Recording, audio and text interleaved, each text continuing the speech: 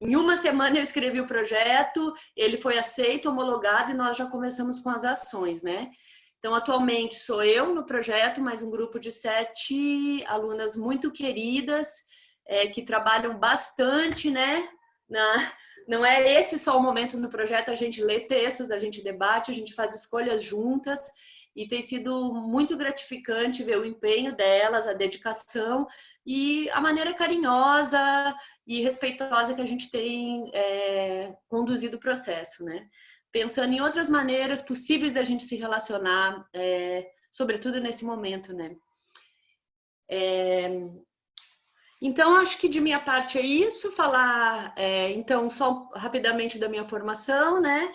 Eu sou professora, então, na UTFPR, eu sou formada em dança pela Unicamp, com mestrado em artes pela Unicamp e doutorado em tecnologia e sociedade pelo PPGTE, na UTFPR. Eu acho que é isso.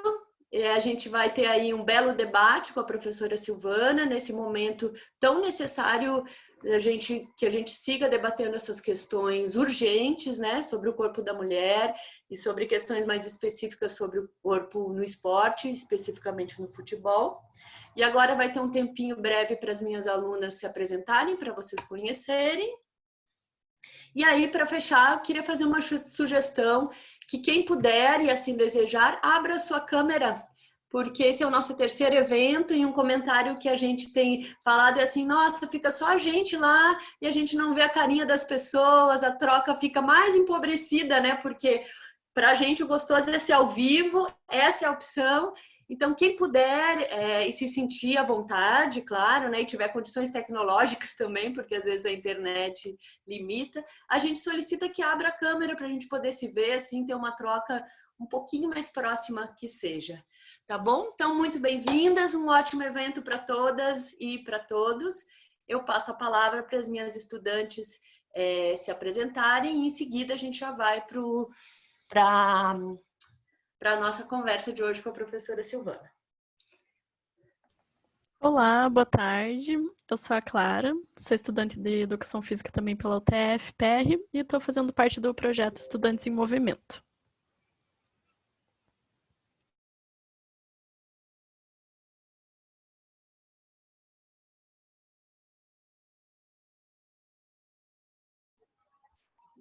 Oi, gente, eu sou a Débora, eu também sou estudante de Educação Física pelo TFPR.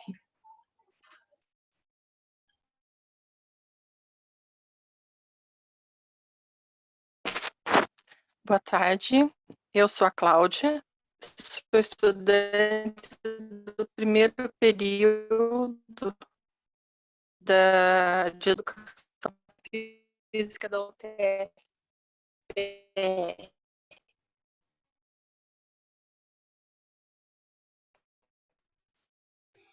Oi, gente. Desculpe se eu não fui clara, a ideia são as pessoas da equipe aqui da gente se apresentar. Obrigada por você se apresentar, Cláudia, mas se a gente deixar também todo mundo se apresentar, demora muito tempo, tá bom? Se alguém quiser escrever no chat, fica à vontade para se apresentar também, tá bom? Obrigada aí. Pode seguir, meninas, por favor.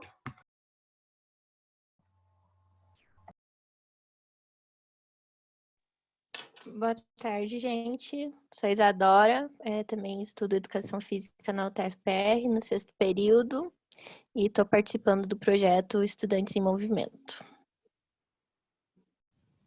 Boa tarde, pessoal. Eu sou a Kelly, estou no 8º período de Educação Física da UTFPR e também participo do projeto.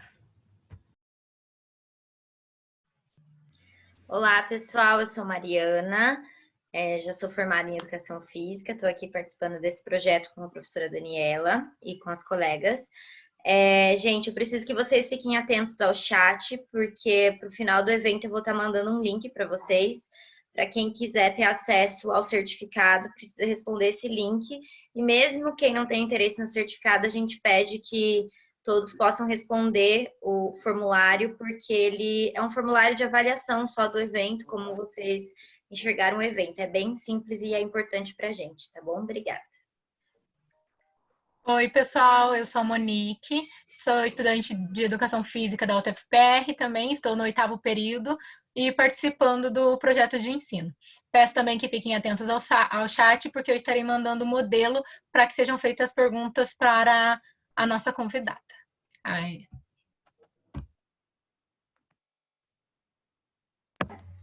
Boa tarde, pessoal. Eu sou a Cristiana, também sou estudante de Educação Física da UTF-PR, estou no 8º período e integro o grupo Estudantes em Movimento.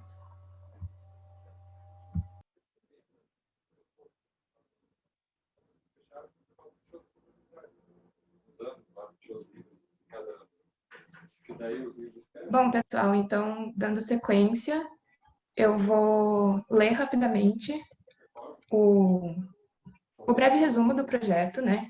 Então, esse projeto busca estimular o protagonismo e autonomia de nossos discentes do curso de bacharelado em Educação Física em seu processo de aprendizagem, enfocando a temática de Educação Física, Corpo e Cultura.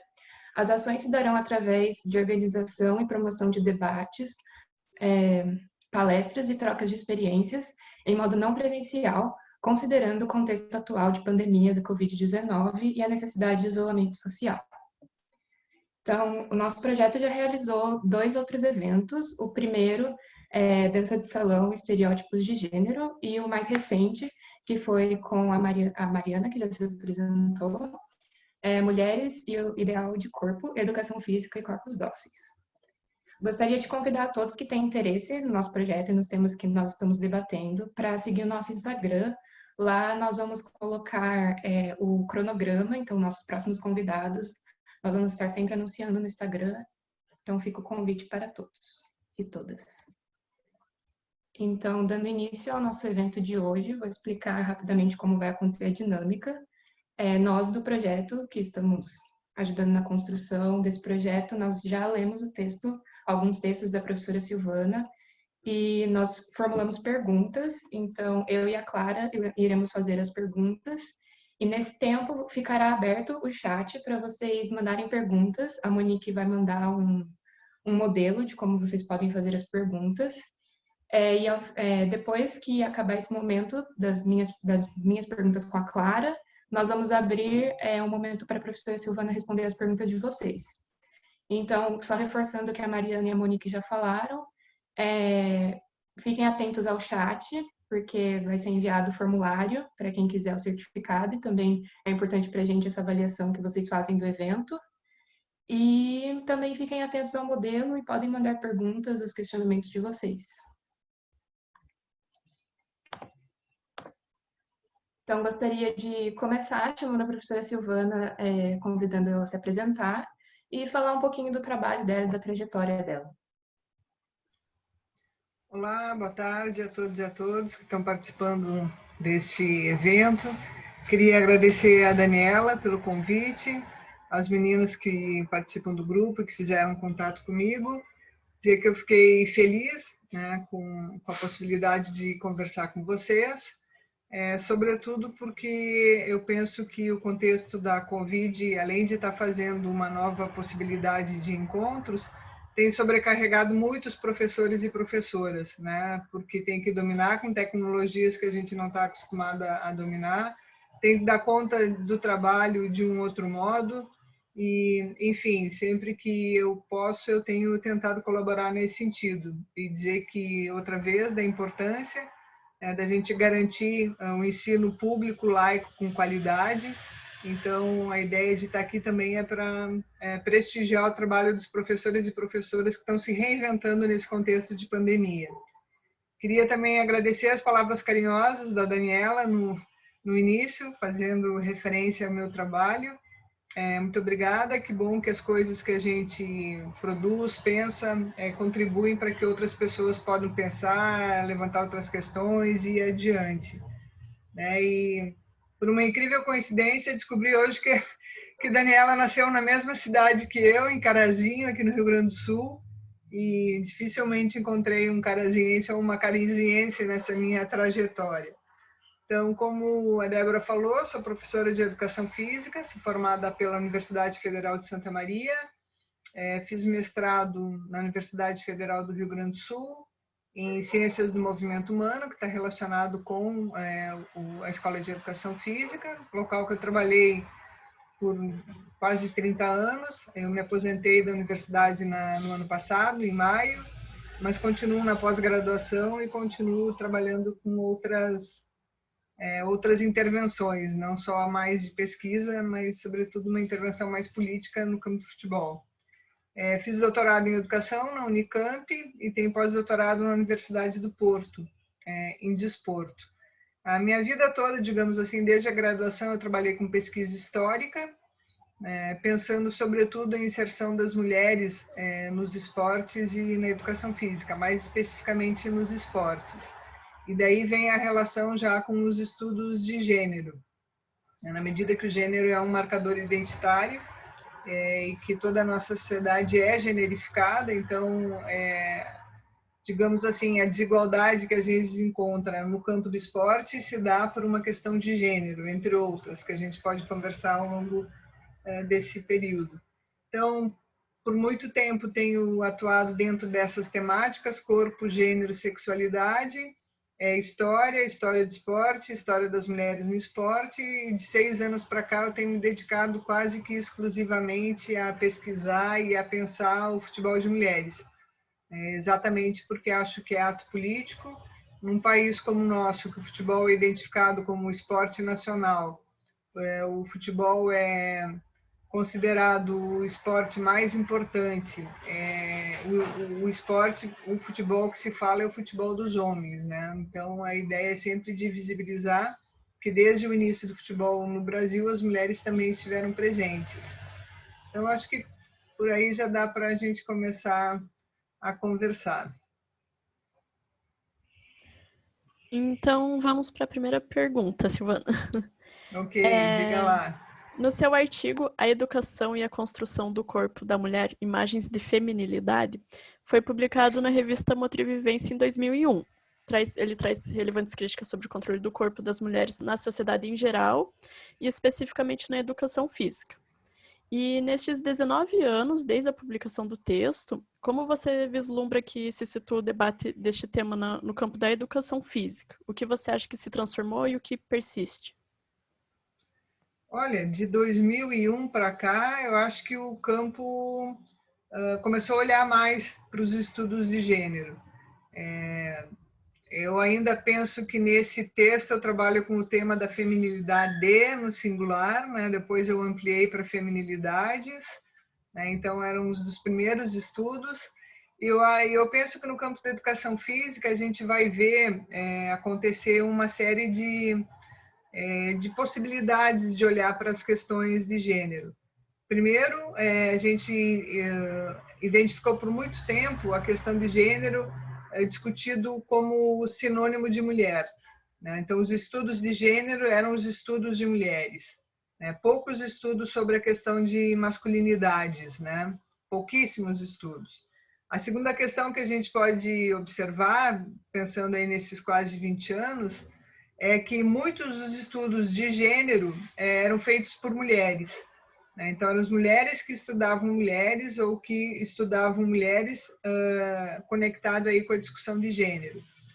E eu acho que a outra questão também que dá para a gente perceber é que, ao longo do tempo, houve digamos, um avanço no campo dos estudos que é implodir com a categoria mulher no singular. Então, é pensar em mulheres, porque as mulheres não são um bloco homogêneo. Então, a gente tem mulheres com vários marcadores identitários e que fazem grande diferença. E aí, pensando a questão de geração, né, de idade, a questão de raça e etnia, a questão de orientação sexual, a questão de classe, né, bastante importante, a questão de capacidade física, né? Então, acho que tem essa implosão, digamos assim, dos estudos da categoria mulher, foi algo que avançou muito nesse primeiro momento. Em 2001, eu acho que ainda não trabalhava com referencial pós-estruturalista, já estou perdida no tempo, mas creio que ainda não, né? Então, ainda trabalhava muito com essa lógica no singular. Hoje a gente pode pensar as mulheres trans também, tem uma série de outras questões. Também penso que os movimentos sociais, os movimentos, sobretudo os movimentos identitários, nesse período, eles tiveram uma ampliação e os movimentos identitários trouxeram para a discussão de gênero outras possibilidades ou romperam com algumas discussões que estavam mais ou menos colocadas. Uma é essa da categoria mulher, no singular, ou a categoria homem, né? A outra me parece ser a questão do feminismo negro, que nos últimos anos balançou com o pensamento feminista, no sentido de dizer que tem uma outra perspectiva de olhar, que o lugar de fala é importante, né? Então, acho que trouxeram questões fundamentais com as quais, às vezes, a gente não tinha se deparado. Então, eu não lembro exatamente o que eu escrevi em 2001, né? São tantos textos aí de lá para cá, mas pelo título, eu acho que a primeira questão é essa, a de romper com uma ideia de uma feminilidade, né? Então, provavelmente não aparece aí nesse texto a ideia da feminilidade normalizada, foi algo que eu fui trabalhando depois, né? Porque trabalhava com uma ideia de uma representação hegemônica de feminilidade. Eu diria que essa representação hegemônica substitui a palavra hegemônica, digamos assim, por uma feminilidade normalizada. O que isso quer dizer? Né? Que a construção das nossas identidades de gênero, as características de gênero, elas passam por uma série de normatizações em nossa cultura, que se dá na escola, na família, no pensamento médico, no pensamento jurídico, né, bastante importante, na religião, que agora, nos últimos anos, tem emergido com uma força muito grande. Então, esta é uma representação, eu não sei se ela é hegemônica, mas ela é normalizada, né? E existem várias possibilidades da gente pensar o que é masculino e o que é feminino, por isso a ideia de pensar sempre no plural. Pensando também que essas representações todas elas são históricas, ou seja, se um dia elas foram construídas de um determinado modo, não significa que elas sejam naturais, eternas e permanentes, elas podem constantemente ser ressignificadas. E eu acho que nesses 20 anos, digamos assim, houve muitas ressignificações de feminilidades e masculinidades. Obrigada, Silvana. Eu acho que a segunda pergunta, ela esbarra bastante no que você terminou de falar, que nesse mesmo artigo você fala da construção da imagem da mulher ao longo do tempo e como essa nova mulher, ela vem sendo normatizada. A pergunta é que, para você, essa transformação da imagem, dessa normatização, ela é realmente uma evolução para as mulheres ou somente um novo tipo de prisão e enquadramento de novos estereótipos do que é feminino e dos deveres das mulheres? Eu acho que a gente não pode pensar ou isso ou aquilo. É isso e aquilo ao mesmo tempo, né? Então, pensar, ao invés de utilizar ou, pensar em utilizar e. Então, ao mesmo tempo que é algo que pode ter dado maior liberdade para as mulheres, e também é algo que a aprisiona, né? No sentido, eu sempre tenho dito que o corpo da mulher é seu, mas não lhe pertence, né? Ou seja, numa cultura como a nossa, que é uma cultura na qual as mulheres são sujeitos de segunda ordem, sujeitos de segunda categoria, que elas não são respeitadas como são os homens, né? Que é uma série de violências impetradas às mulheres, né? Pensá-las como sujeitos talvez seja o grande desafio. Então, a gente vê, nesse tempo aí que você está mencionando, muitos avanços, mas a gente vê simultaneamente muitos retrocessos, né? E eu diria que os retrocessos iniciaram. A gente tem uma série de conquistas sociais, dos movimentos sociais, do movimento feminista, das políticas públicas de educação, de saúde, de renda, de empregabilidade. Então, a gente tinha um governo com uma tendência à esquerda, o governo federal, estou falando, que elaborou políticas públicas, que criou a Secretaria de Mulheres, que criou o Ministério de Mulheres. A gente vê as delegacias de mulheres acontecendo na tentativa de um combate à violência. A gente vê uma série de políticas públicas relacionadas à questão da saúde das mulheres, relacionadas à questão da preservação do seu corpo. E a partir do golpe jurídico-parlamentar que a gente sofreu no Brasil, com a primeira presidenta mulher, Dilma Rousseff, a gente vai ver um retorno de umas políticas conservadoras e a aniquilação de várias políticas que garantiam minimamente alguns direitos sobre a mulher, para a mulher. Então, o governo que a gente vive hoje é um governo, do meu ponto de vista, absolutamente misógino, né, que não considera que está fazendo um retrocesso histórico em termos de garantia de direitos das mulheres, está apagando muitas das conquistas, e então é um retrocesso. Então, ao mesmo tempo que a gente vive um período bastante libertador, a gente vive um período bastante conservador. Michel Foucault diria que onde há poder há resistência. Então, essas duas coisas elas andam simultaneamente. É só a gente ver em que pese esse discurso religioso, conservador, arcaico, que aflorou com o governo Bolsonaro, um conservadorismo que estava em algum lugar colocado e que se sentiu autorizado para expressar todo o seu conservadorismo, o seu ódio, a sua violência contra o diferente, contra o outro, a gente vê esses diferentes e esses outros tendo voz, fazendo a resistência, se mostrando. Então, por isso que eu digo, é isso e aquilo ao mesmo tempo. Ainda que muitos direitos estejam sendo tirados, a gente está vendo o feminismo indígena aparecer, a gente está vendo o feminismo negro aparecer, a gente está vendo as empregadas domésticas resistindo, a gente está vendo uma série de movimentos, porque se não fizer isso, se não pensar no coletivo, vai ser solapado. Ninguém vai para lugar nenhum sozinho, a luta só se dá no coletivo, a garantia dos direitos só se dá no coletivo.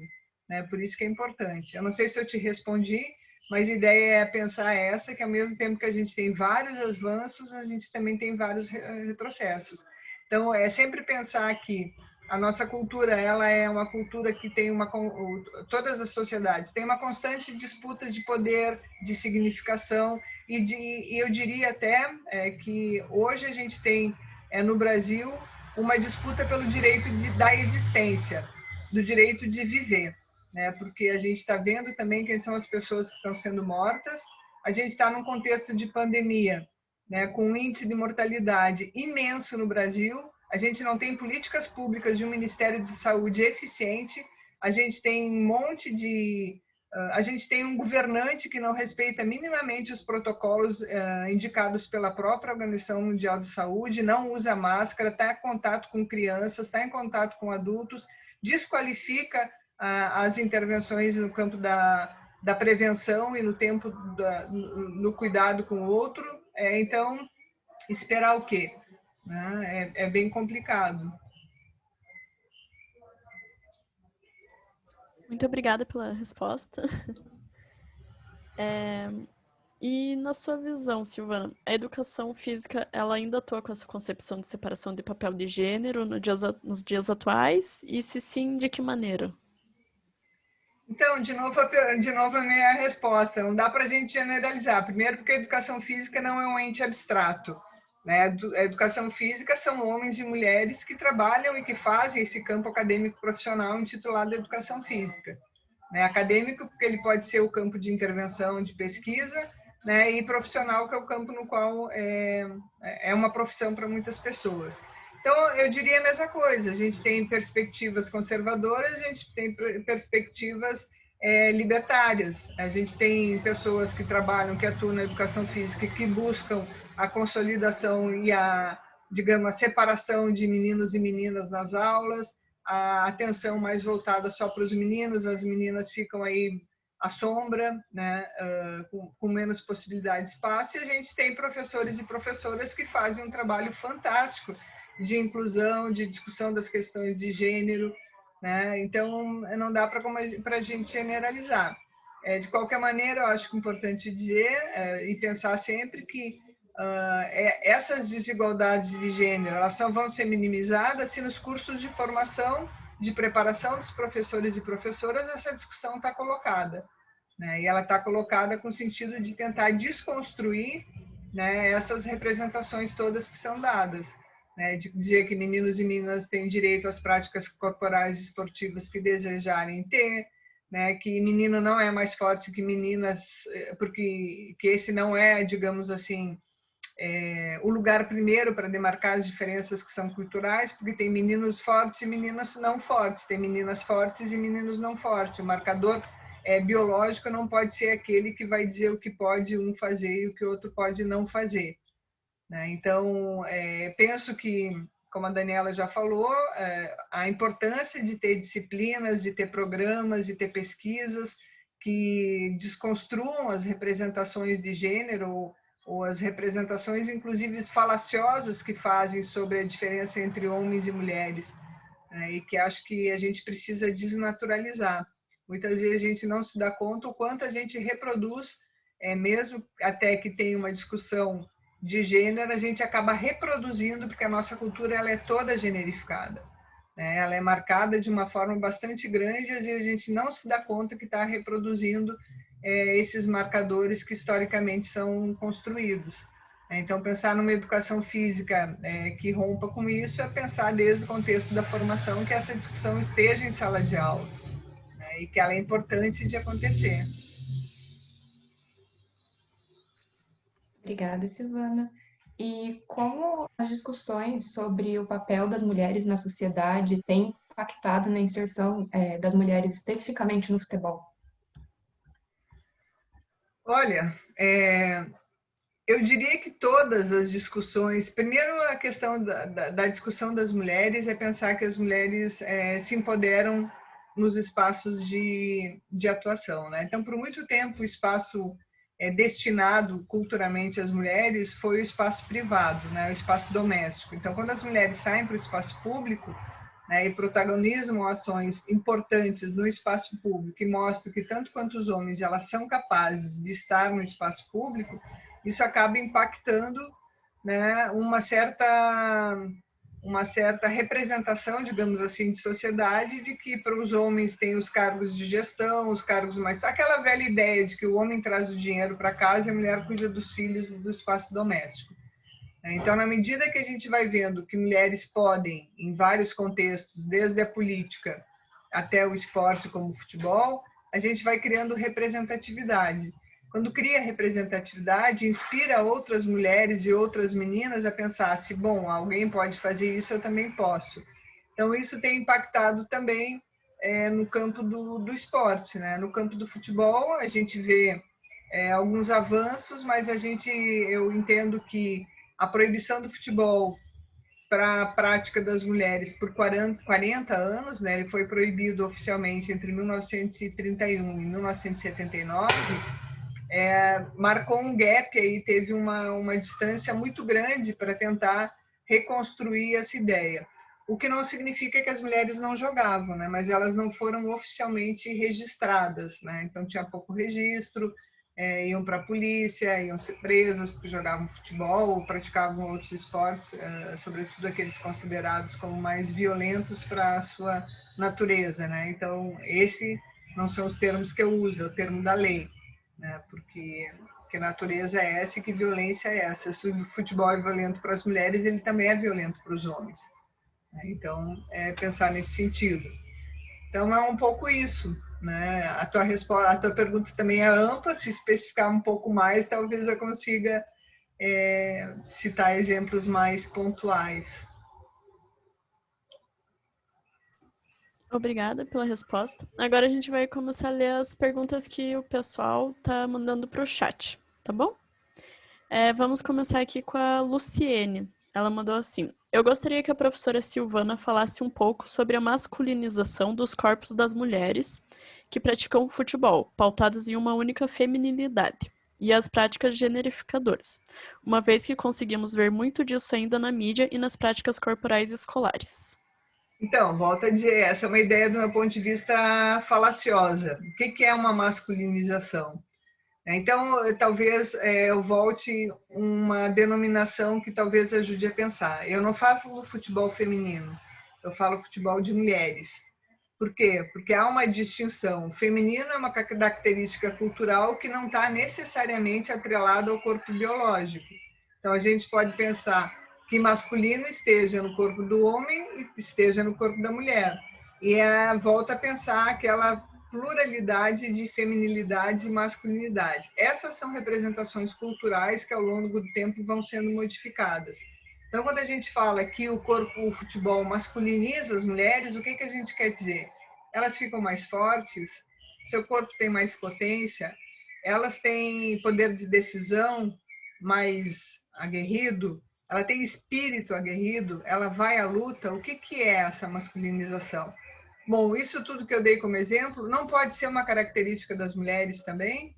Ser forte fisicamente, ter músculo, correr rapidamente, ter potência, ter poder de decisão, ter empoderamento, fazer um grow, berrar, gritar. Isso também não comporta uma representação de feminilidade? Será que também não pode ser de direito das mulheres?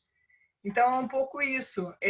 Eu não concordo, por muito tempo essa discussão existiu, aliás, essa discussão acabou impedindo que muitas crianças, muitas meninas fossem para as escolinhas ou jogar futebol mesmo na educação física, porque pais e professores achavam que poderia masculinizar as mulheres.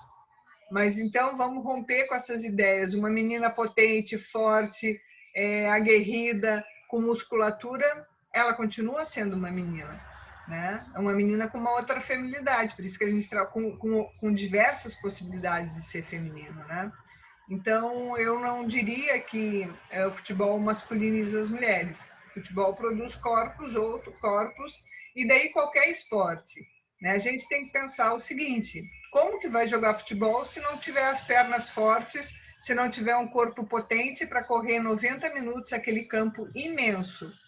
Tem que pensar do ponto de vista do gesto técnico, né? Se for na natação, vai ter um determinado tipo de corpo. Como pensar a ginástica artística, se não uma pessoa que tenha flexibilidade, homens e mulheres? A gente está vendo agora uma série de movimentos de meninos e homens que querem fazer ginástica artística, considerada como uma prática esportiva feminina, de mulheres. E eles demonstram que eles também podem ter flexibilidade e eles também podem usufruir dessa prática sem que seja homens feminilizados, que vão se feminilizar aí. Então, é sempre pensar que o gesto técnico de cada modalidade esportiva exige um corpo e produz um corpo. Se vocês agora começarem a fazer ginástica olímpica ou natação, certamente os ombros de vocês vão crescer. Por quê? Porque é o gesto técnico que altera o corpo. Isso não é sinônimo de que ficou mais masculinas ou menos masculino, ou mais feminino ou menos feminina. Essa é uma representação que se cria, inclusive, muitas vezes, para justificar o não incentivo que meninos e meninas participem de determinadas práticas que historicamente foram consideradas sendo delas ou sendo deles. Não sei se eu te respondi a quem fez a pergunta. Obrigada, Silvana. Agora uma pergunta da Monique. Como você acredita que as novas notícias sobre a CBF, com mulheres na coordenação e a igualdade nos prêmios, pode auxiliar no reconhecimento do futebol de mulheres? Essa eu posso demorar para responder, porque esse assunto me interessa muito. Há muito tempo existe cobrança da CBF para que se tenha uma maior igualdade de gênero, uma menor desigualdade de gênero dentro da instituição. Você sabe que quase todo o esporte nacional é gerido por homens, né? Os gestores das confederações, federações esportivas geralmente são homens. E muitas vezes tem pouco interesse político em desenvolver as modalidades para as mulheres. Eu considero que o trabalho que a Aline Pellegrini e que a Eduarda Duda Luizelli vão fazer vai ser muito importante, porque são duas mulheres muito poderosas, são mulheres que conhecem muito o futebol de mulheres. Eu não vou falar tudo, até vou fazer uma propaganda. Eu não sei se vocês conhecem aquele site, um portal, na verdade, Ludopédio. Para quem estuda e gosta de futebol, Ludopédio é maravilhoso. Então, agora eu tenho algumas parcerias lá, eu sou colaboradora do Ludopédio. Então, a cada 2 meses eu escrevo uma coluna sobre o futebol de mulheres e todas as segundas-feiras de cada mês vai ter um programa às 9 da noite, com pandemia ou sem pandemia, até o Castro e eu continuaram. A gente brinca que a gente vai estar com 80 anos de bengalinha e vai estar fazendo esse programa que é só sobre futebol de mulheres. E o próximo, que é a semana que vem, segunda-feira, é sobre violência. Violência contra a mulher, não. Futebols e violências. Mas o que eu queria dizer? Porque Amanhã sobe para o portal uma coluna que eu estou detalhando esse processo desde o início das reivindicações das jogadoras até esse anúncio que aconteceu agora. Então, é um avanço importante, mas é um primeiro passo, digamos assim, que a CBF está dando no sentido de uma inclusão. Até então não havia mulheres em cargos de gestão importantes, né? E também a questão do pagamento igual de diárias e premiações, não é salário igual que se está advogando. Então, a gente não sabe também se para todas as seleções será mesmo assim, ou todas as seleções, eu digo sub-15, sub-17, sub-20, né? Foi um anúncio, vão aguardar os acontecimentos, mas eu não tenho a mínima dúvida que foi um marco histórico, um aspecto bem importante. Gostaria de dizer ainda que essa discussão ela já está colocada pelo menos desde 2007, desde antes ainda, mas um marco histórico do meu ponto de vista foi em 2007, quando o Brasil conquistou o segundo lugar no Campeonato Mundial de Futebol, né, na Copa do Mundo de Futebol. E que na hora de receber o prêmio, né, subir no pódio, as jogadoras ergueram um cartaz dizendo Brasil, precisamos de apoio. Então, esse foi o primeiro movimento das jogadoras. Na época, a Aline Pellegrino era capitã. Né? Depois, a gente vai ver, 10 anos depois, uma outra manifestação que se deu exatamente quando a Emily Lima, que foi a primeira treinadora da seleção principal, foi demitida apenas 10 meses depois de estar no cargo, sem ter participado de nenhuma partida ou um campeonato oficial, sem ter tempo de desenvolver o seu trabalho, e que voltou à comissão que já tinha fracassado antes. Várias jogadoras fizeram um movimento bastante grande inclusive 5 saíram da seleção, a começar por Cristiane, se demitiu da seleção, Fran, Andréa Rosa, Rosana Augusto e Maurini. Uma série de jogadoras escreveram uma carta aberta que foi publicada, e falando exatamente da falta de igualdade de gênero e conclamando a CBF a fazer uma série de reformulações. Então, nessa coluna eu detalho todos esses processos, porque eu acompanhei muito de perto, eu estive junto na formulação dessa carta e na divulgação. Teve logo de imediato uma reunião com o presidente da CBF, que eu participei, junto com a Juliana Cabral, que tinha sido capitã da seleção, e mais algumas jogadoras por videoconferência. Foi criado um comitê, a gente fez uma série de propostas. Então, nesse documento que vai aparecer aí nessa coluna, estão todos esses movimentos que foram feitos e todos os documentos que a gente já protocolou na CBF, pedindo, solicitando a criação de departamento de futebol de mulheres e mulheres com experiência no comando do futebol de mulheres. E também pensar que eu tive o prazer de orientar duas dissertações de mestrado tematizando histórias de vida de jogadoras. Agora eu estou orientando uma de doutorado. E, coincidentemente ou não, um foi sobre a Duda e a outra foi sobre a Aline Pellegrino. Então, vocês podem ter ideia do que significou para mim aquela imagem de ver o presidente Rogério Caboclo com essas duas mulheres que eu acompanho há muito tempo, elas cederam seus acervos para que a gente fizesse a pesquisa, a gente digitalizou os acervos, fez a pesquisa, tem uma proximidade, hoje são as duas que estão nesses cargos de comando. Então, a sugestão, eu não respondi tudo, mas a sugestão é ler por que eu estou falando isso e por que eu resolvi publicar esses documentos todos. Né? Para mostrar que nada é concedido, tudo é resultado de muita luta.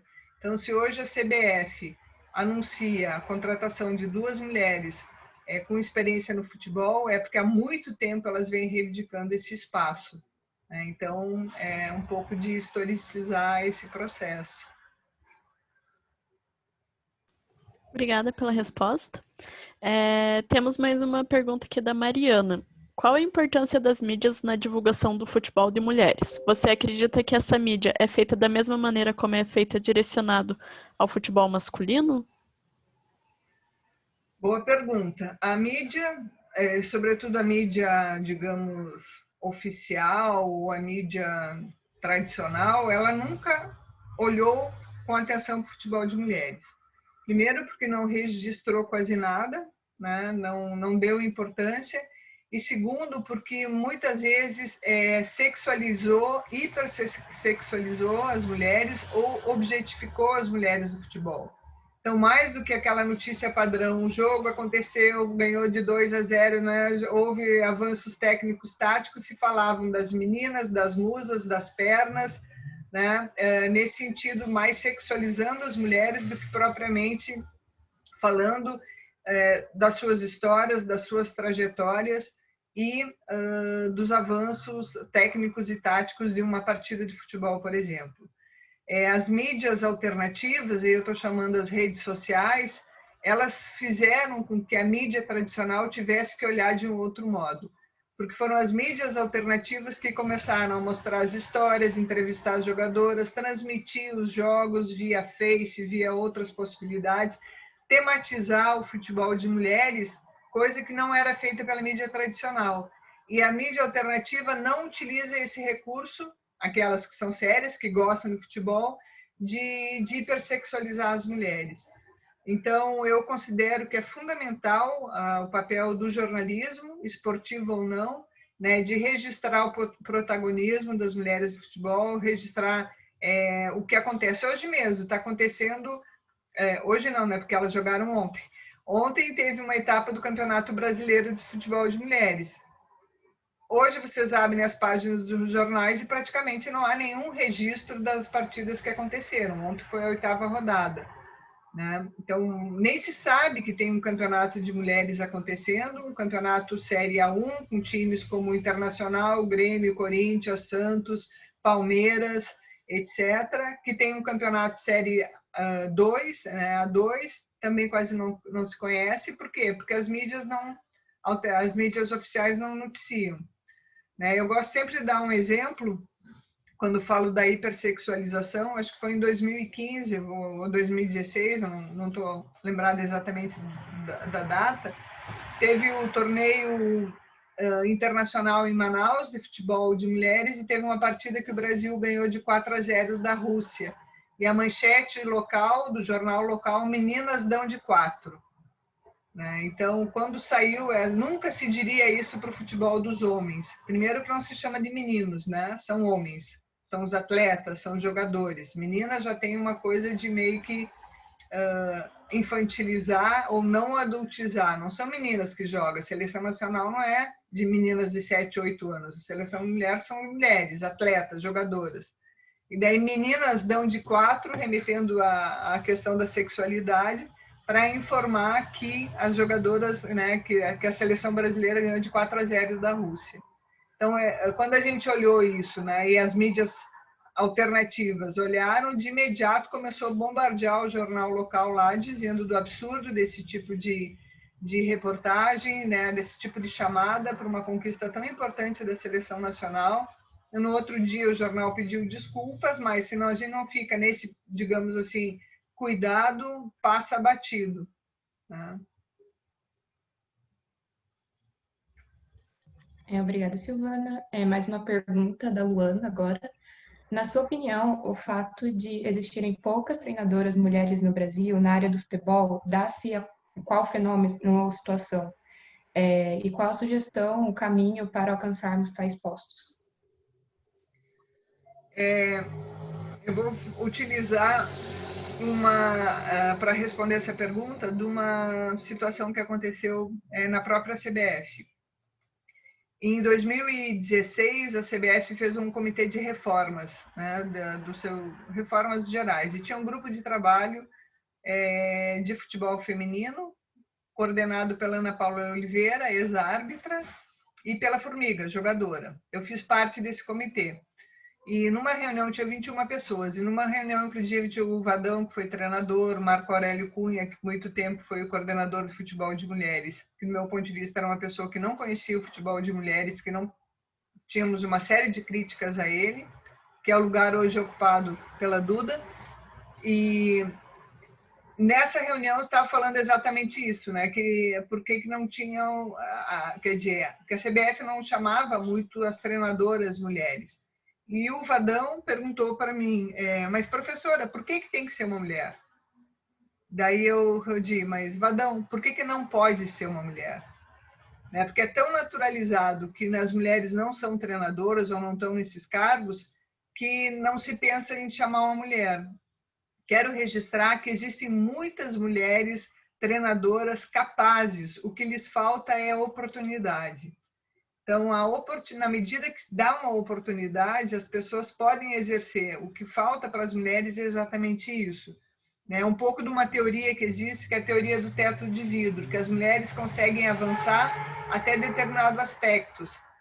Daí, a partir daí, tem um teto que é de vidro, porque é transparente, que são todas as representações culturais, históricas, que elas não conseguem ultrapassar. Então, a gente vê isso, treinadoras, muitas vezes, das equipes de base com crianças são mulheres. Quando elas vão avançando na idade, passam a ser os homens. Né? Então, uma das questões que a gente voltou muito firme para a CBF também é que ela incentivasse o curso de formação de treinadoras. Porque não sei se vocês sabem, para o licenciamento da CBF é uma grana imensa, é muito caro. Acho que tem a última licença, se não me engano, é R$11.000. Então, quem pode pagar R$11.000 para fazer o licenciamento na CBF? Então, a gente sugeriu várias vezes que houvesse bolsa, que houvesse cursos direcionados para as mulheres, para capacitá-las mais ainda. Né? Então, o que eu penso sobre as treinadoras? O que falta é oportunidade, não pessoas com possibilidade de existir. E daí a gente viu exatamente o que a CBF fez com a primeira treinadora que contratou, né? Que foi um pouco atender um discurso que a própria FIFA estava trazendo na época do meu ponto de vista, né, de inserção de mulheres em cargos técnicos, e logo depois demitiu. 10 meses de trabalho. E chamou, e mais interessante, não só demitiu, mas chamou a antiga comissão técnica que havia fracassado. Né? Obrigada pela resposta. Temos mais outra aqui da Monique. Ela fala assim: existe diferença nos ingressos entre o futebol de mulheres e de homens. Dizem que é para tornar o futebol de mulheres mais atrativo. Você acredita que essa ação tem sido efetiva? Eu acho que a gente precisa ainda de uma política de indução, uma política afirmativa com relação ao futebol de mulheres. Por quê? Historicamente, ele foi proibido, como eu já falei, então, a partir dos anos 80 ele começa a aparecer. Ele não é visibilizado pela mídia oficial, ou seja, ele não é conhecido. Então, como reconhecer a importância do futebol de mulheres se nem se conhece o futebol de mulheres? Nem sabe quem são as jogadoras, quais são os clubes. E também quero pensar no futebol de mulheres não só como seleção e clubes, né? Mas o futebol amador, o futebol da várzea, o futebol comunitário, o futebol na escola, o futebol 7, o beach soccer, o futebol das mulheres que jogam no final do turno, né? Tem uma série de mulheres que jogam futsal, né? Por brincadeira, por amadorismo, por encontro, por sociabilidade. Isso não aparece em lugar nenhum. Né? Eu esqueci a pergunta, já fui para o outro lado, mas o que eu quero é só dar o gancho da pergunta aí mesmo. É que a diferença dos ingressos tem a desculpa de trazer ser mais atrativo o futebol. Então, eu acho que sim, eu acho que ainda é importante ter, porque também tem que pensar o seguinte, aliás, acho que os ingressos do futebol tinham que ser baratos de homens e das mulheres. O que a gente está observando? Uma hipervalorização do futebol como produto.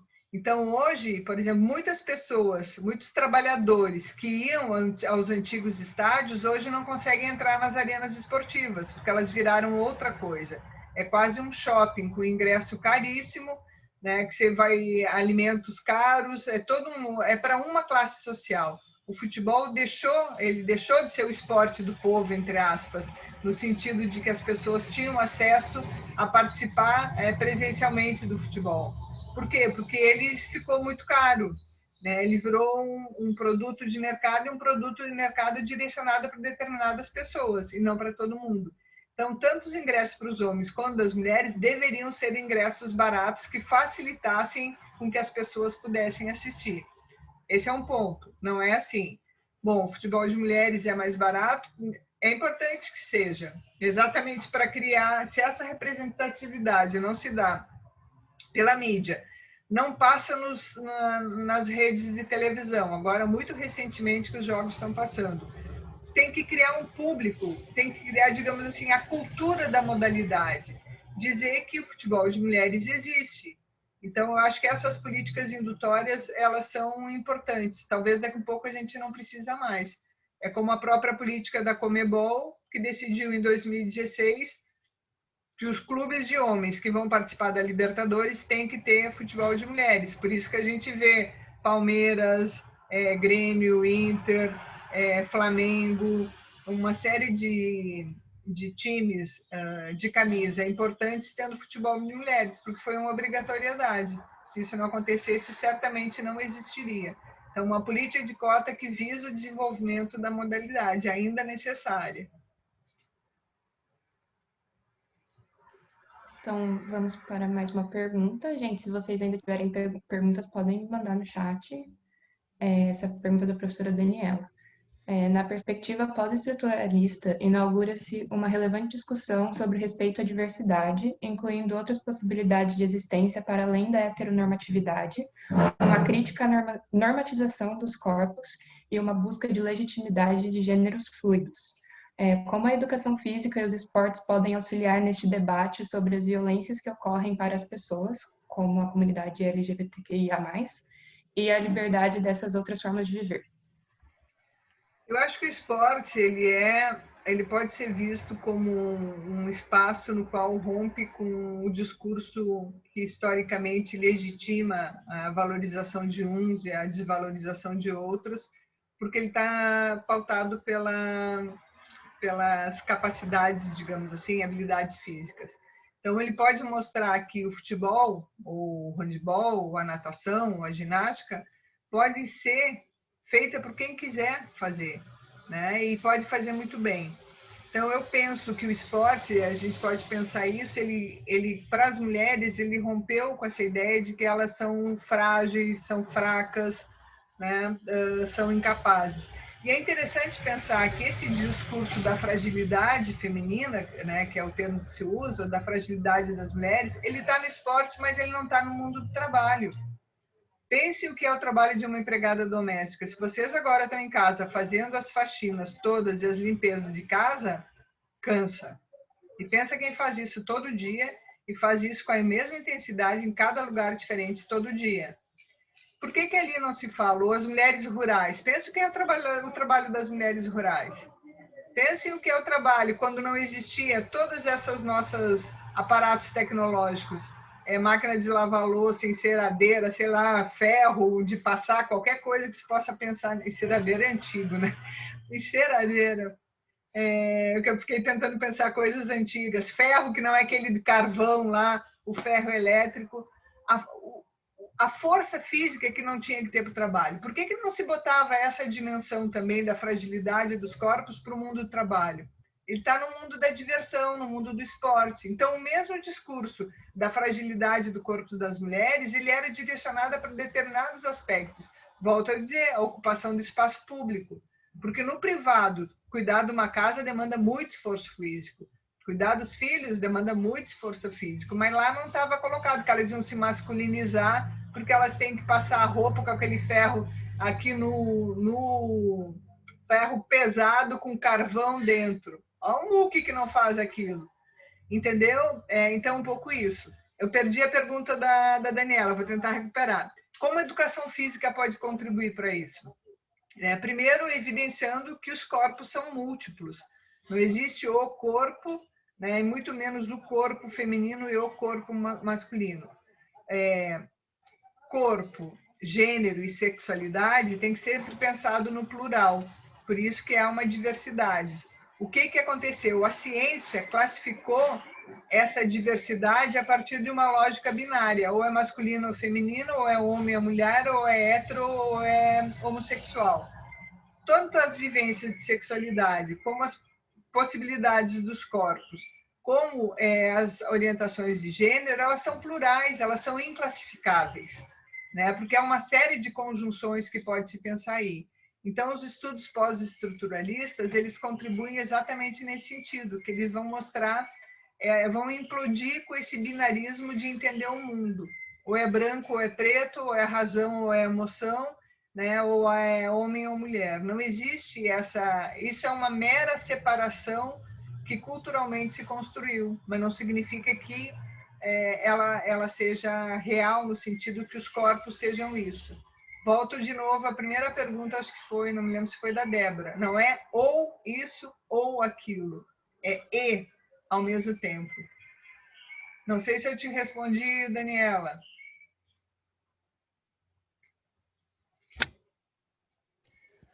Obrigada. Temos mais uma pergunta da Monique. Monique tá participativa. Tá. Toda pergunta dela, Cadê praticamente. a Monique? A Monique não apareceu, né? Ah, tá ali, Apareceu. Achei, Monique. Vamos lá, Monique. Ela pergunta assim: você acredita que o preconceito existente com o futebol de mulheres se estende para outras modalidades? Se sim, por que isso ocorre? E como todos nós, profissionais de educação física ou não, podemos contribuir para reduzir estes preconceitos?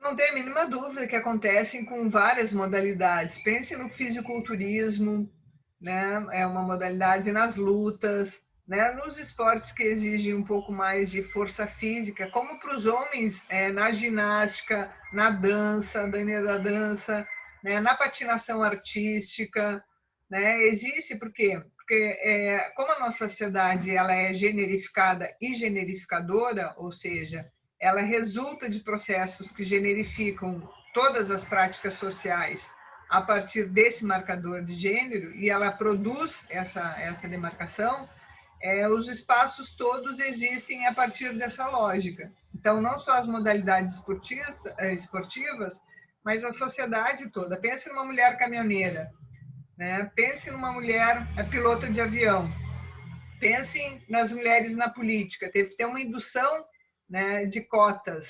Ainda existe uma indução de cotas. Por quê? Porque a política é também um terreno dominado pelos homens, pensado pelos homens e quase que pensado para os homens. Então, para as mulheres adentrar lá, teve que ter uma política de indução. Então, a gente pode pensar dentro dessa lógica, né, que o preconceito ou o pré-conceito de que para eles existem determinadas práticas e para elas, que é das questões exatamente de representação de gênero, elas acontecem em todos os espaços sociais, né? Menino brincar de boneca, né? Menino que dança. Acho que Michael Jackson, do meu ponto de vista, teve um papel importante, né? Não sei se a Dani concorda, mas eu fico sempre pensando o quanto Michael Jackson foi importante para mostrar um corpo de um homem que dança, né? E que abriu portas para a street dance e todas as outras coisas que veio, porque existem danças e danças. Eu poderia pensar, bom, no contexto do movimento tradicionalista gaúcho, os homens sempre dançaram, mas são homens que expressam uma dada masculinidade, né? A masculinidade do gaúcho, aguerrida, forte, macho, viril, né? Com determinados gestos bem específicos de uma dança. Temos mais uma pergunta da Luciene.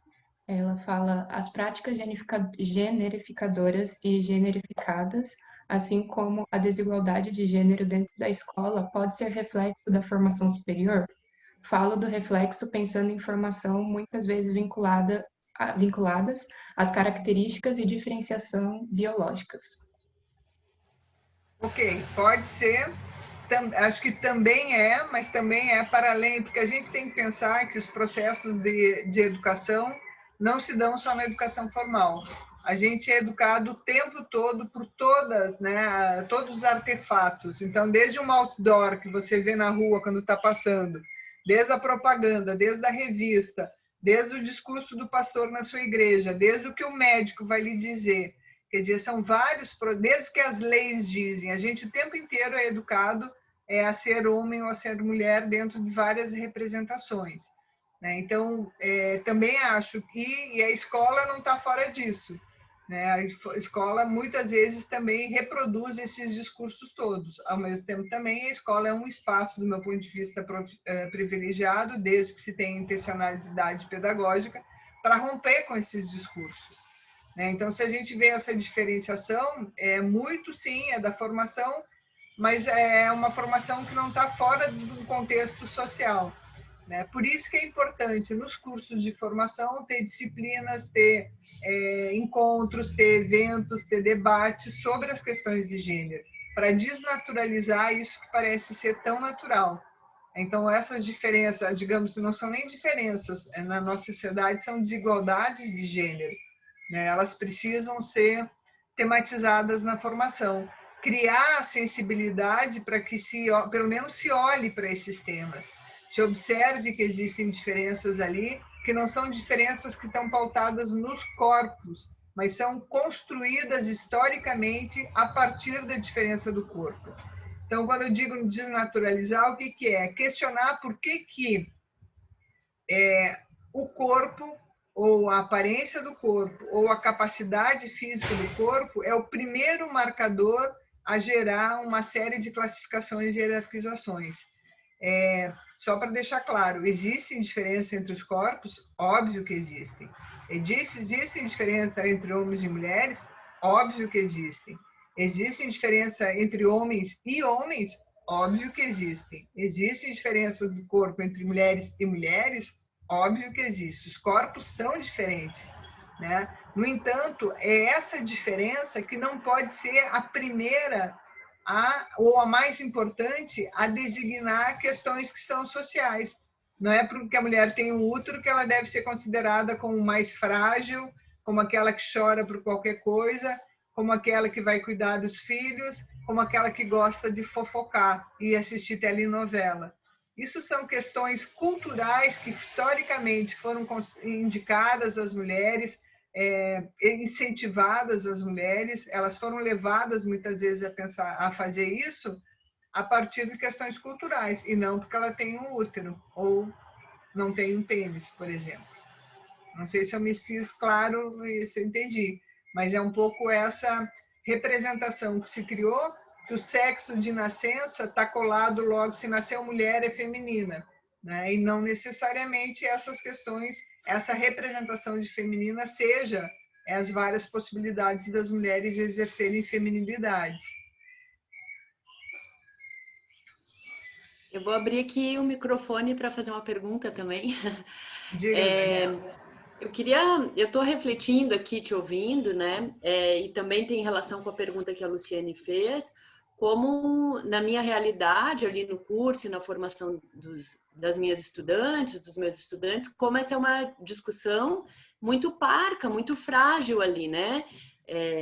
Realmente eu tenho poucas parcerias ali para estar falando disso, e o que eu sinto é que às vezes me parece que as minhas estudantes ficam com uma impressão que essa é uma discussão minha e que eu tenho que repetir, falar, gente, é uma discussão muito mais ampla, né? Então, eu queria que você falasse um pouquinho como é que você vê essa discussão sobre questões de gênero e todas essas questões que você está trazendo no campo da formação, né? Seja onde você atua, na Universidade Federal do Rio Grande do Sul, mas nos congressos. Eu sei que você fala com muita gente, com muitas universidades, né?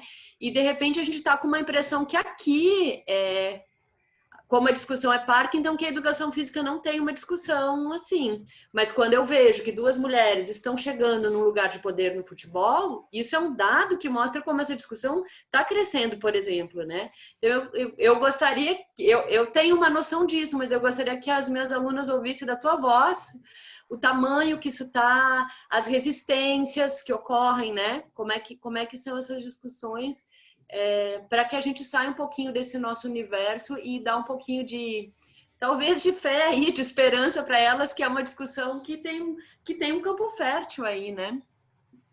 Então, um cenário um pouco nas universidades, assim, de como é que você vê esse tipo de discussão. Bom, a pergunta não é simples, vamos lá. Primeiro é pensar o que é a questão de gênero, né? A questão de gênero, a categoria gênero é uma categoria identitária, né, que faz parte da nossa constituição de identidade, assim como raça e etnia, como geração, como classe, como capacidade física, como orientação sexual. É uma categoria analítica, ou seja, eu posso analisar o mundo a partir das referências de gênero. Eu posso olhar isso que a gente está fazendo, né? Essa generificação dos processos culturais, a generificação das práticas esportivas, a generificação da sociedade, e é uma categoria política, uma categoria de luta. Na medida que determinados grupos e sujeitos se sentem prejudicados por uma representação generificada, contestam os seus direitos, brigam por seus direitos, né? Então, eu vejo que por dois grandes movimentos ampliaram as discussões sobre gênero. O movimento de pesquisa, né, que é um pouco do que a gente acaba fazendo, e os movimentos identitários, os movimentos de grupos, né, identitários que vieram a público reivindicar todas as questões referentes à desigualdade de gênero. Como que eu vejo? Não é uma questão pessoal, ainda que seja sempre uma questão pessoal, porque nós somos marcados pelas representações de gênero. Mas ela é uma discussão política e ela é uma discussão analítica, de pesquisa. Ao longo desses anos todos que eu venho trabalhando, eu percebi que houve muita mudança e muita abertura, né, também, não digamos muita, mais abertura para as questões de gênero. Por quê? Porque é tão notório em nossa sociedade a desigualdade de gênero que ela precisa, de certa forma, ela vem quase como uma demanda a partir da percepção da diferença, né, da desigualdade, digamos assim. Então, primeiro se falava em desigualdade de gênero, as pessoas não percebiam de desigualdade de gênero. Mas daí as mulheres começam a reivindicar espaço no futebol, as mulheres querem ir para a política, as mulheres querem ser donas do seu próprio corpo, decidir se quer ou não transar com alguém, né? As mulheres reivindicam uma série de coisas que começam a pensar, bom, aqui tem alguma coisa que precisa ser tematizada, que precisa ser pensada, que precisa ser falada. Né? Acho que nos últimos anos a gente vê alguns movimentos, né? A Primavera Feminista, o Me Too, Nenhuma Menos, Deixa Ela Trabalhar, né? Que são movimentos que estão mostrando que essa desigualdade de gênero tem reflexo, ela produz constantemente desigualdades. Né? Ela é produtiva nesse sentido, de produz efeitos de realidade, pensando em Michel Foucault. O que é? Produz efeitos de realidade. Parece que é real, mas não é. Um efeito que é produzido pela desigualdade. Então, nos congressos, a gente tem visto muito esse movimento. Na educação física, já começam a ter muitas publicações sobre as questões de gênero. Se vocês derem um Google, tanto em artigos quanto em livros, capítulos de livro, congressos tematizando a questão de gênero. Também acho importante, alguns congressos que não são da área de educação física, foram criados grupos de trabalho específicos sobre as questões de gênero, o congresso, vários congressos, congresso de história, congresso de antropologia, né, olhando para o esporte, as práticas corporais esportivas com esses temas. Enfim, o debate ele se espraiou, né, ele se ampliou. Por quê? Porque ele advém também de uma demanda que é da percepção de que existe desigualdade e uma demanda dos grupos minoritários ou os grupos que se sentem em desigualdade querer erguer a sua voz e manifestar os seus direitos. Só para fechar, então, não é pessoal, é político e é analítico. São as três coisas imbricadas. Tá joia. Gente, mais alguém tem alguma pergunta? Acho que acabou de aparecer aqui. Você quer fazer, Débora? Posso fazer, professora. A pergunta da Viviane. Gostaria que você falasse um pouco sobre essas discussões das questões de gênero fora do Brasil. É outra pergunta quase impossível. O que é fora do Brasil ou o mundo todo? A gente tem países que são absolutamente conservadores, países muçulmanos, muitos países africanos, que as mulheres não têm direito algum, nem só sobre o seu corpo, são constantemente violadas. Né? A gente vê nos países de guerra, geralmente, quando existe guerra, quem sofre é para além da guerra, né? Quando há saque, quando há invasão, os corpos das mulheres são os corpos estuprados, os corpos vilipendiados. né? A gente vê países com igualdade de gênero, né? Como a gente vê os países nórdicos com salários iguais, competições iguais, fora da direito de política igual. Então, é uma pergunta bastante ampla. Cada contexto é um contexto, né? Fora do Brasil, eu não tenho como te dizer. Mas eu só posso te dizer que existem países com discussões muito avançadas da questão de gênero, de diversidade, como existem países muito mais arcaicos e conservadores como o nosso, inclusive países que fazem ainda a mutilação genital de mulheres, ou seja, extirpar parte do seu corpo que é associado com o prazer. Países que as mulheres têm direito para andar na rua só se tiverem o corpo completamente coberto, só os olhos de fora. Né? Países que a pessoa pode ser presa ou morta ou criminalizada porque é gay. Né? Então, é uma série de coisas para serem pensadas.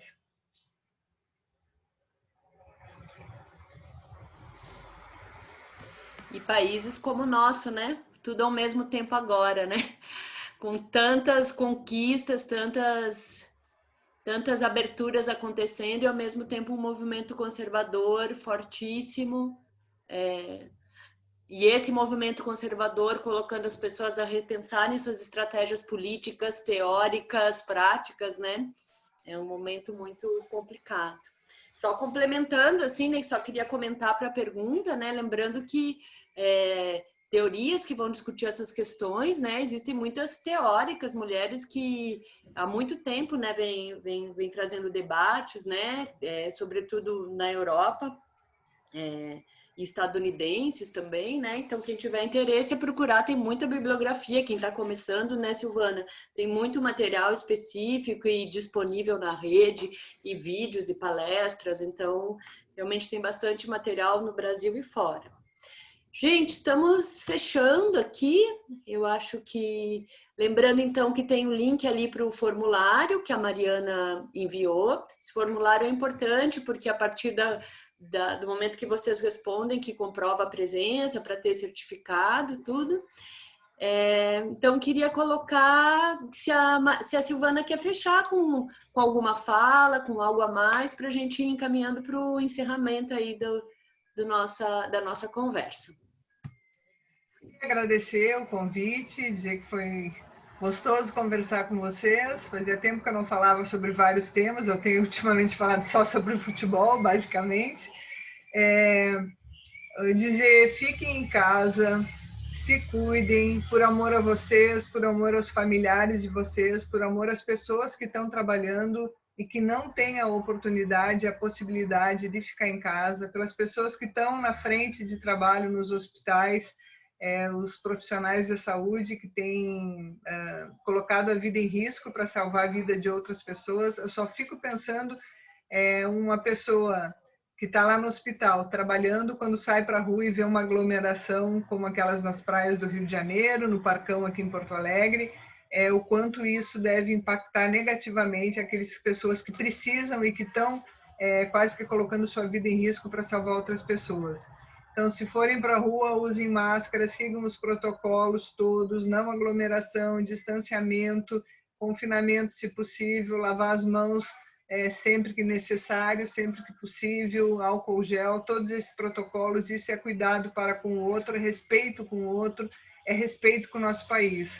Se nós temos um governo que não respeita esses protocolos mínimos, que não incentiva esses cuidados, a gente tem que fazer a nossa parte, né? E assim tentar refriar essa pandemia que está matando muita gente está não só matando, mas as sequelas ainda dessa doença, não sei se dá para chamar de doença, desse treco aí que está acontecendo, vai ficar por muito tempo, sequelas físicas e sequelas psicológicas. Acho que o pós-pandemia vai ser também bastante difícil para todos nós, porque nós tivemos que nos reinventar. Então, eu agradeço de estar aqui falando, sempre tem que ver o lado positivo. Se não tivesse o confinamento, talvez eu nunca encontrasse todos vocês, pessoas de diferentes lugares, para a gente poder conversar e dialogar. Então, super obrigada, foi uma alegria conversar sobre corpo e sempre pensar que os corpos são múltiplos, as sexualidades são diversas e as representações de gênero são plurais. Então, tentar desconstruir todos os discursos que tentam enclausurar os sujeitos, porque esses discursos, em última instância, eles hierarquizam as pessoas. Algumas valem mais e outras valem menos. E a gente está vendo no nosso país quem vale menos, quem está morrendo e por que está morrendo. Isso é político. Então, agradecemos a sua presença, a presença de todo mundo, externar aqui que eu tô com o cara aqui sorrindo, realmente muito alegre, muito feliz com esse encontro, né? Poder proporcionar para as minhas estudantes esse momento, realmente estou muito feliz e é isso mesmo, né? Eu acho que eu não teria tido essa atitude se não fosse por conta da pandemia, de ter um projeto assim, né? Então, a gente tenta seguir cumprindo o nosso papel de servidora pública, né? Sou professora de uma instituição pública, penso muito nesse papel de diante... Eu tenho falado, né, da pandemia e do pandemônio que a gente está vivendo, como que eu posso colaborar, não saindo de casa, realmente eu estou radicalizando, como talvez muito semelhante ao que você está falando, o meu isolamento, saindo o mínimo possível, mas como é que aqui de dentro eu cumpro o meu papel, né? Eu honro essa confiança de ser uma educadora, uma professora de uma instituição pública nesse país, nesse cenário, né? Então eu acho que uma das formas é essa. Eu espero, Silvana, que esse seja um primeiro encontro de tantos outros.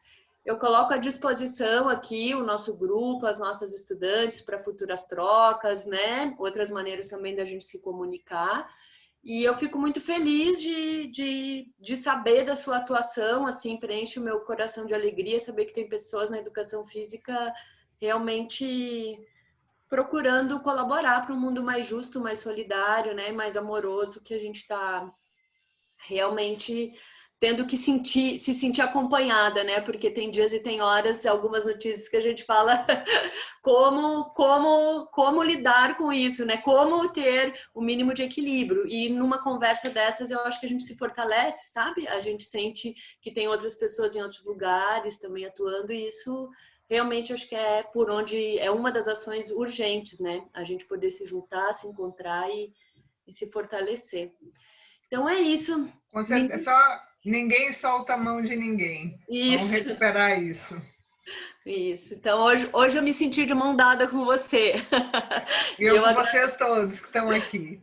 Eu agradeço muito e agradeço a presença de todos e de todas. Lembrando que a gente terá outros eventos, já temos algumas discussões aí, alguns convidados e convidadas super bacanas para vir. Provavelmente, próximo evento, a gente vai estar trazendo uma pessoa trans para estar discutindo, que é a Letícia Lans, que tem um trabalho maravilhoso, já dando um spoiler aqui. E vamos falar também sobre o corpo na yoga, em breve também. Então, são debates bem interessantes que a gente vai estar trazendo aí. Então, sigam a gente no Instagram que a gente vai estar divulgando. Eu fecho aqui, então, agradecendo especialmente a Silvana, agradecendo a todas as minhas queridas alunas pelo excelente trabalho. E festejando esse momento de alegria mesmo de ter você aqui com a gente, Silvana. Muito obrigada. Obrigada. Tchau. Tchau.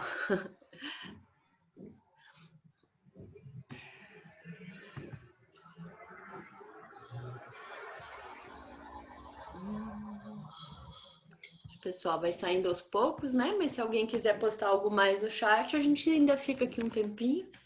Tô saindo também, tá bom? Tá bom, Silvana. Qualquer coisa você tem nosso nos contato. falamos.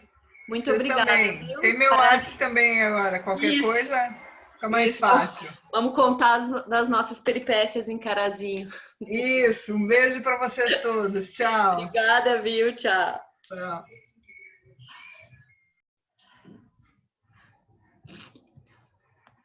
A gente fica um pouquinho, né, meninas? Se alguém que estiver na sala quiser falar algo, fica à vontade ou fala com a gente. Não sei, acho que as pessoas estão saindo também, né? Eu já retorno, tá? Só um minutinho.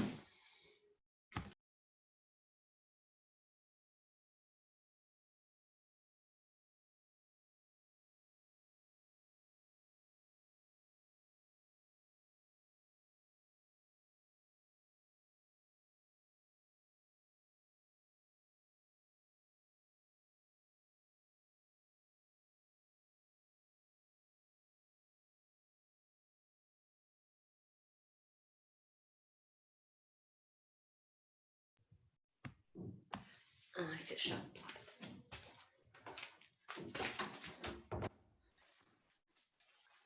Até que a obra aqui do lado ficou bem baixinho, não deu para ouvir muita bateção, né? Deu? Mas eu tô ouvindo aqui, então, porque não, é uma coisa que o meu cérebro vai sentir falta daqui a um tempo na minha cabeça. Mas hoje eles estão um pouquinho mais baixinhos. Ai, ai, só nós, gente? Festejar! Sim, só nós. Eu fui removendo o pessoal. Ai, que delícia! Tem aula que eu gostaria de fazer isso também. Nada democrática. Vamos remover algumas pessoas. E aí, gente, como estão? O que acharam? Maravilhoso, meu Deus do céu. Sim. Eu fiquei inspirada ali. Fui mandando uma pergunta atrás da outra. Ai, deixa eu parar de gravar.